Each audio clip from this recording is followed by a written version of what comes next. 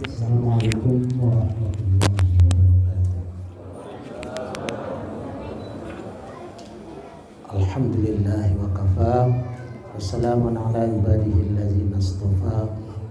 Allahumma aslih ummat Muhammad sallallahu alaihi wasallam. Ya Allah, perbaikilah umat Nabi besar Muhammad sallallahu alaihi wasallam. Wa farrij an ummat Muhammadin sallallahu alaihi wasallam. Ya Allah, bebaskanlah dari segala rongrongan, dari segala hal-hal yang tidak baik bagi umat Nabi besar Muhammad sallallahu alaihi wasallam. Warham ummat Muhammadin sallallahu alaihi wasallam. Ya Allah, rahmatilah umat Nabi besar Muhammad sallallahu alaihi wasallam. Wa ansur waqfat wa ayyidna hadatal watan fil alamin bihaq Muhammadin sallallahu alaihi wasallam. Amma ba'd. Yang kami hormati ya saudara kami,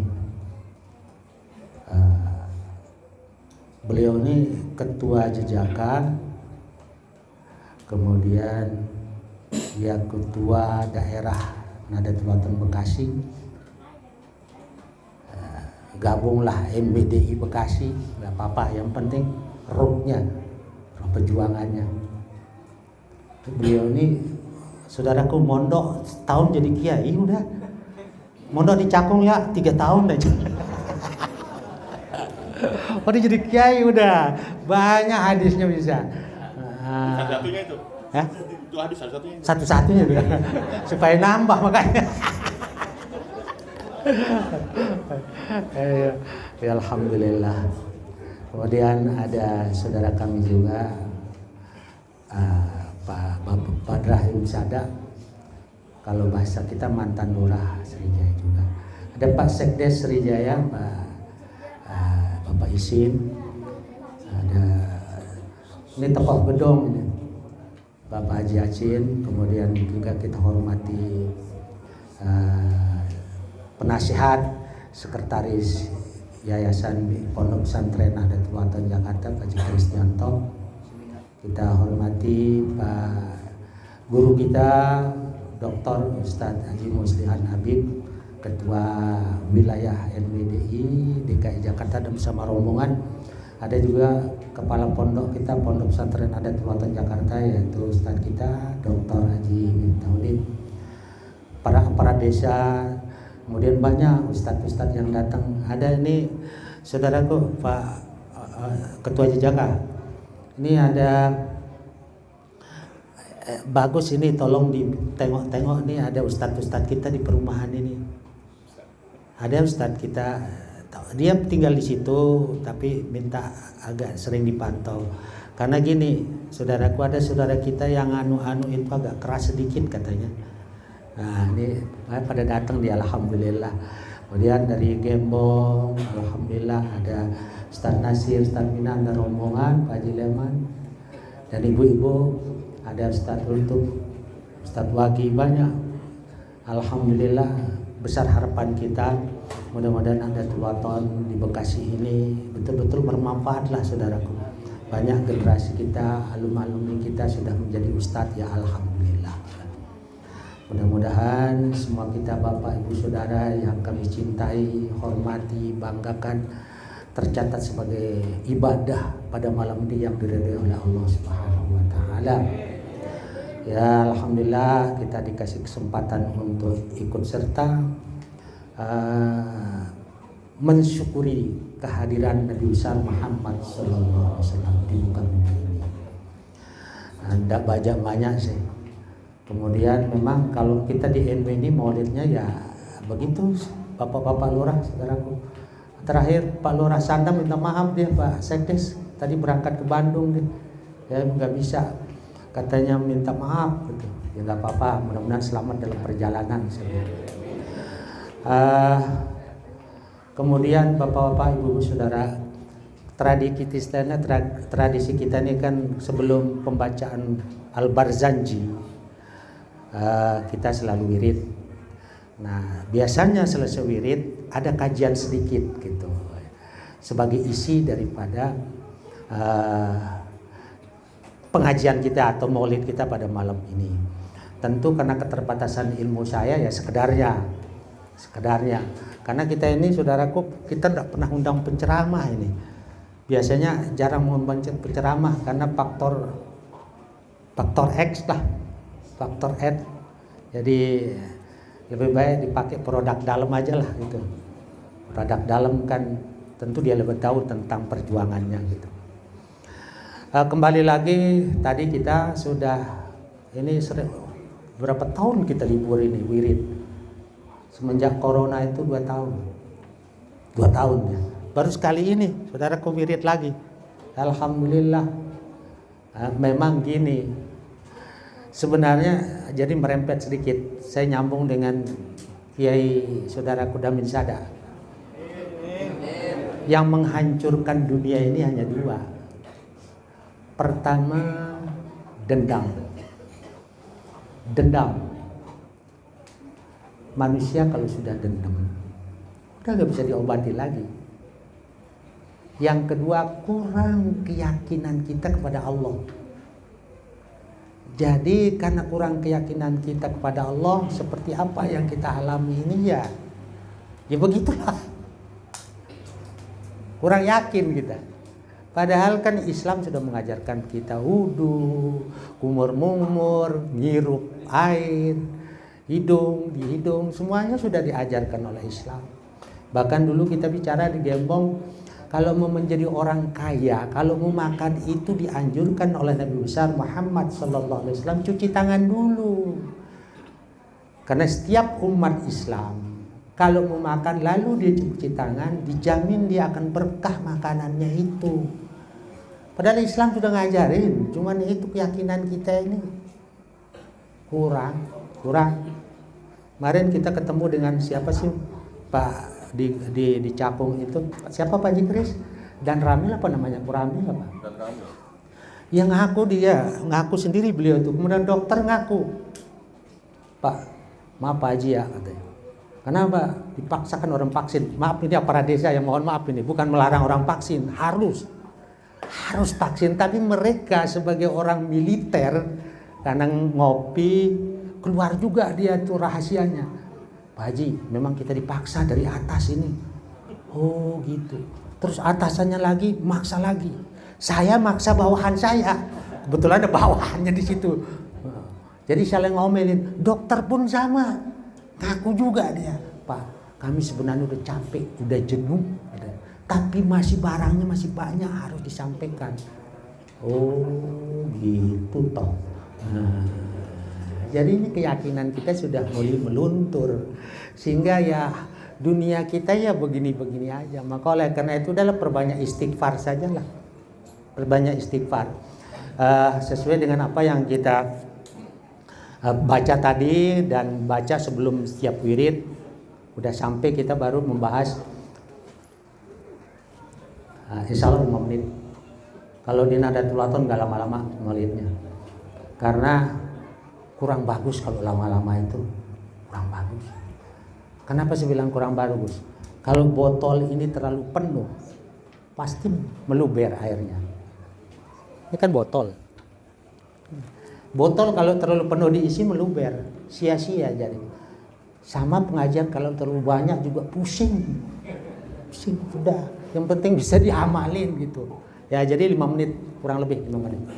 Bismillahirrahmanirrahim. Mohon dibacakan guru besar kita Sultanul Auliya Al-Maghfurlah Maulana Syekh Muhammad Zainuddin Abdul Majid Al-Faisal. Semoga yang saya sampaikan mudah-mudahan tidak salah dan benar apa yang saya sudah dengar dari beliau. Al-Fatihah. Bismillahirrahmanirrahim. Alhamdulillahirabbil alamin. Ar-Rahmanir Rahim. Iyyaka na'budu wa iyyaka nasta'in. Shiratal ladzina an'amta 'alaihim ghairil maghdubi 'alaihim waladdallin. Saya baca yang tadi kita baca istighfarnya itu raja istighfar. Bismillahirrahmanirrahim. Allahumma anta rabbi. Ya Allah, Engkaulah Tuhan. Kan saya yakin hafal udah lama puluhan tahun wirid hafal itu. Allahumma anta rabbi. Ya Allah, Engkaulah Tuhanku. La ilaha illa anta. Tidak ada Tuhan kecuali Engkau. Saya bilang apa? Saya agak takut lupa.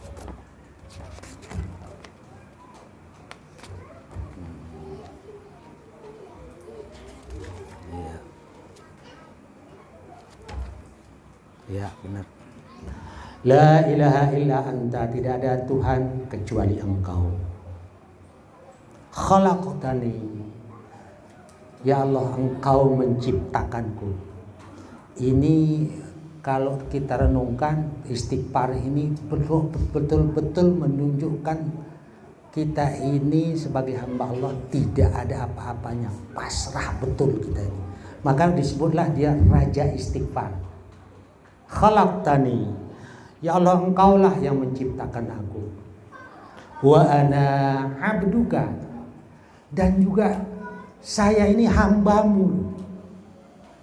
Di bahasa kita, bahasa orang awam, padahal hadis ini, saya ini hambamu ya Allah.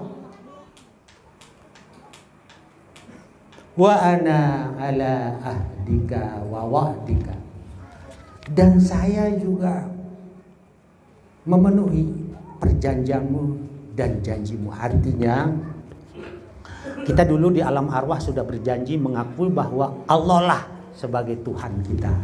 Nanti kita agak panjang supaya terisilah gitu. Malam ini mastata'tu, Masya Allah, betapa hebatnya Nabi besar Muhammad sallallahu alaihi wasallam menyusun istighfar yang begini tinggi bahasanya. Mastata'tu, saya menepati perjanjianku terhadap Engkau ya Allah, seolah-olah gitu. Mastata'tu, sesuai dengan kemampuanku, sesuai dengan kemampuan saya. Masya Allah, mastata'tu. Allah kacama. A'udzubika, dan saya juga berlindung kepadamu ya Allah, min syarrima, dari semua kejahatan, kekeliruan, kesalahan saya. Ma sonatu, kekeliruan saya yang saya perbuat, Wa abu'u bi zambi wa abu'u laka bi ni'matika, dan saya juga mengakui nikmat-nikmat yang Engkau berikan kepadaku adalah nikmat darimu. Sehebat apapun seolah-olah saya ini, Engkau ciptakan saya hambamu. Engkau yang memberi saya rezeki juga, nikmat. Tidak ada yang mampu memberikan nikmat padaku, semuanya nikmatmu kepadaku ya Allah. Wa abu bi zambi, dan saya juga mengakui dosa-dosaku, kesalahanku. Jadi kita dituntut sebagai hamba Allah itu lugu aja.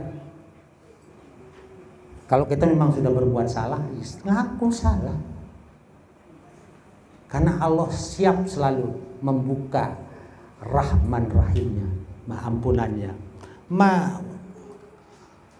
Faghfirli, maka oleh karena itu ampunilah saya.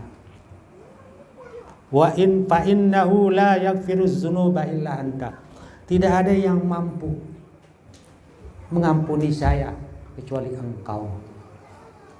Ini ada pengantarnya sedikit, istighfar ini. Ini kalau kita baca malam-malam menangis kita. Apalagi dengan suara yang betul-betul merintih di depan Allah. Merintih. Ada pengantar istighfar, raja istighfar ini di dalam satu kitab dikisahkan di zaman Nabi Musa alaihissalam. Ada kaitannya. Yang notabene Bani Israel. Kan yang paling banyak umatnya adalah umat Nabi besar Muhammad sallallahu alaihi wasallam.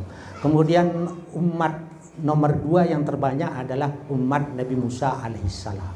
Baru yang lain-lain. Nah, pada zaman Nabi Musa alaihissalam ada seorang laki-laki meninggal dunia. meninggal dunia, lalu penilaian masyarakatnya si laki-laki yang meninggal dunia ini udah dicap. Kalau bahasa kita di NTB, saudaraku Pak Lurah, bapak-bapak, bajingan. Kalau di sini apa? Sama bajingan. Kalau bahasa Pak Karusman apa? Pak Haji Kris apa bahasanya? Pak Haji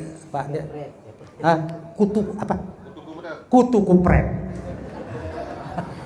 Mungkin lebih kutu kupret seorang laki ini umat Nabi Musa alaihissalam ini. Kalau digabus mau masih soleh bagus. Kalau dia ini luar biasa. Sehingga begitu dia meninggal dunia, masyarakatnya ini si laki-laki ini jangan dikubur dia. Pekerjaannya tidak ada siang malam berbuat maksiat terus. Nggak pernah berbuat baik menurut kita katanya. Udah usah dipandikan, nggak usah disolatin, nggak usah dibungkus, kata masyarakat. Buang aja di tempat kotoran binatang. Saking paseknya kalau menurut bahasa kita lah, bahasa agama. Akhirnya singkat cerita karena udah malam, saya bilang 5 menit. Udah 9:30. Kemudian masyarakat membuang jenazahnya si laki-laki ini yang notabene umat Nabi Musa alaihissalam ke kotoran itu, kotoran binatang itu.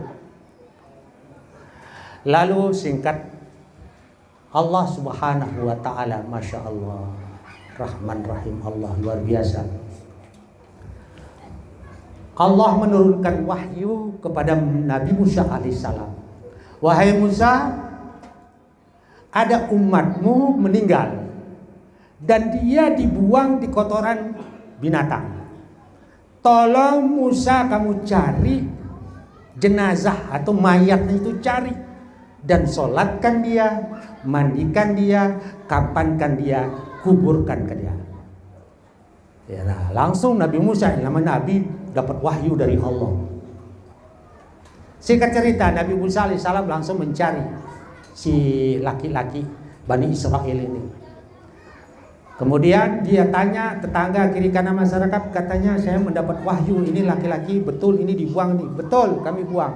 Kalau begitu tunjukkan saya tempatnya, kata Nabi Musa. Ditunjukkan oleh masyarakat terhadap Nabi Musa alaihissalam bahwa memang betul laki-laki ini sudah dibuang di tempat sampah. Nabi Musa alaihissalam ngomong ke umatnya, ini kenapa kamu buang ini? Kenapa sih kamu buang ini jenazah ini? Musa wahai alaihissalam, ini laki-laki ini tidak pernah berbuat baik, sekuku pun tidak pernah. Udah syirik sudah, pasek sudah gitu, pasek. Maka kami buang dia. Nabi Musa alaihissalam ngadu ke Allah, wahai Allah, ini masyarakat saya, umat saya bilang nih laki-laki ini memang betul-betul bajingan, pasik. Kenapa engkau ya Allah menyuruh saya mencari dia? Kata Allah menjawab Nabi Musa, turun lagi wahyu. Wahai Musa, semuanya saya tahu tentang hamba saya ini. Saya tahu. Itu sebabnya saya suruh kamu mencari dia. Karena dia dibuang tempat kotoran. Dialog Nabi Musa dengan Allah. Wahai Allah, engkau yang lebih tahu tentang hambamu ini. Maka oleh karena itu ceritakanlah saya. Apa ini rahasia ini, bajingan ini. Kata Allah pertama menjawab, wahai Musa alaihissalam, ini hambaku ini memang perbuatannya bajingan terus. Ya merampok, ya berzina, ya nyolong, ya udah segala-galanya lah. Tetapi dia, kata Allah, jawab Nabi Musa, tetapi hambaku ini setiap dia selesai mengerjakan perbuatan maksiat, dia menangis dan minta ampun kepadaku. Dan dia benci terhadap maksiat itu. Lalu bagaimana Allah, kenapa bisa begitu? Alasan dia, karena dia punya hawa nafsu. Yang kedua, karena iblis selalu ngintip dia, jadi tidak bisa terlepas dari maksiat itu. Nah, nilainya dia mengaku kesalahannya dan nilainya kebenciannya terhadap maksiat itu. Yang kedua kata Allah, wahai Musa, apa rahasia bajingan nih? Hambaku yang kalian bilang bajingan. Dia bilang ini saudaraku, ini luar biasa. Luar biasa. Kata si mayit ini pada Allah, wahai Allah, saya kalau kedatangan dua orang, yang satunya orang soleh, yang satunya orang bajingan, saya lebih utamakan orang soleh ini. Dan saya cinta rindu kepada orang yang soleh ini. Kali-kali saya mendapat kebarokahan dari orang soleh ini, Masya Allah. Dan saya mendahulukan penghormatannya kepada orang soleh. Yang kedua, yang orang yang bejat jahat ini saya tidak hormati dan tidak urus, karena tidak mungkin saya akan mendapat rahmat dan barokah-Mu ya Allah. Itulah sebabnya si laki-laki yang dianggap oleh masyarakat bajingan diangkat oleh Allah dan diampuni dosanya oleh Allah Subhanahu wa taala. Insya Allah dimasukkan dalam surga. Saya yakin saudaraku di Bekasi 20 tahun saya di sini. Saya lihat saudara-saudara kita, makanya dulu saya ditanya oleh Cakung, kenapa ada yang katakan Kak Tuan kok berani ke Gabus. Ada yang bilang ngapain di Gabus? Di Gabus itu katanya Raja Garong. Nah, dulu Pak Lurah, saya bilang jawabannya satu. Saya ke Gabus mencari saudara saya yang hilang. Padahal saya tidak tahu. Jawaban spontan. Untuk menghilangkan rasa takut. Saya jawabannya begitu saya ditakut-takutin sama orang Cakung dulu. Saya bilang saya mencari saudara yang saya hilang. Alhamdulillah saya lihat masyarakat Gabus ini, mohon maaf, jauh lebih peramah dari orang Lombok. Ketika dia mengaku kita keluarganya, luar biasa. Dia panen aja kita harus makan. Maulid ini nggak dimusyawarahkan. Alhamdulillah keberkahan besar kita Sultanul Aulia Al-Maghfur Maulana Syekh Zainuddin Abdul Majid. Hati-hati saudara kita di Gabus Bekasi ini dibuka oleh Allah Subhanahu wa taala. Mudah-mudahan setitik cercah ada harapan. Kampung ini akan menjadi kampung santri, kampung orang beriman. Masya Allah, luar biasa. Saya tahu saudara kita juga ngomong. Kalau ke Cakung ngomong, dia tahu yang Kiai Mata Dwita itu beliau tahu. Dan dia tidak mau menghormati. Kan sama ceritanya dengan orang Bani Israel tadi. Tetapi Damin Sada ini kalau betul-betul jadi kiai, walaupun ilmunya hanya Fatihah, alif, dia hormati. Mudah-mudahan diangkat derajatnya. Ini Pak Lurah-lurah kita ini juga luar biasa. Kepala desa, RT RW. Subhanallah, hanya Allah lah yang mampu membalasnya. Rasa syukur kami sebagai putra-putra Nahdlatul Wathon yang membawa bendera ini tidak mampu membalas kebaikan bapak-bapak. Hanya Allah lah yang mampu. Saya yakin karomah dan keberkahan guru besar kita Sultanul Aulia Al-Maghfur Syekh Muhammad Zainuddin Abdul Majid akan diturunkan di tempat ini. Insya Allah. Kemudian ajak aja saudara kita. Jangan dipandang dia nggak sholat, ajak. Jangan dicela dia, jangan. Kalau saya sistemnya kalau di sini ada nggak puasa, saya anterin dia rokok juga. Besok dia nggak berani merokok, jangan diomelin, ajak dia. Karena yang tahu hanya satu, hanya Allah Subhanahu wa taala. Insya Allah udah malam ya, masakan udah tiba semua. Mudah-mudahan kita semua kelak mendapat syafaat Nabi besar Muhammad sallallahu alaihi wasallam. Kedua, mudah-mudahan menjadi hamba Allah, umat Nabi Muhammad yang selalu mendapat ampunan Allah Subhanahu wa taala. Walaupun setitik kebaikan yang mampu kita laksanakan di atas ini sesuai dengan istighfar tadi itu. Mastata'tu, menurut kemampuan saya. Kalau mampunya cuma nyumbang semen setengah sak, bagus. Tidak mampu itu hanya mampu dia cinta kepada perjuangan dengan dia mengucapkan alhamdulillah di sini ada perjuangan, di sini orang itu sudah besar juga pahalanya. Jadi terima kasih banyak, mohon maaf karena ini memang panitia semua. Yang tukang undang ya Bang Haji Polri, yang Pak Menit, masing-masing undang semua Haji Yusuf. Ya memang nggak ada panitia. Ternyata ya kambing 4, macam-macam kue apalah namanya. Enak kuenya Bang Haji, saya makan 10 enak banget. Ternyata saudaraku potensi untuk jadi bisnis keluarga Tegabus ini luar biasa. Tinggal kemauannya, buang rasa malas itu. Saya suka mana ada bangsa nih, jangan kalah sama pendatang. Saya juga pendatang, jadi harus menang. Artinya yang menikmati itu kayak muhajirin lah, Madinah dulu kan, Ansor dan Madinah bersatu dan maju. Bikin anak sahur asmena, tinggal buang malunya, malasnya. Kalau sudah malas ya nggak bisa bicara kita lah, mendingan mati aja. Terima kasih banyak, mohon maaf. Allahumma fi wa Assalamualaikum warahmatullahi wabarakatuh.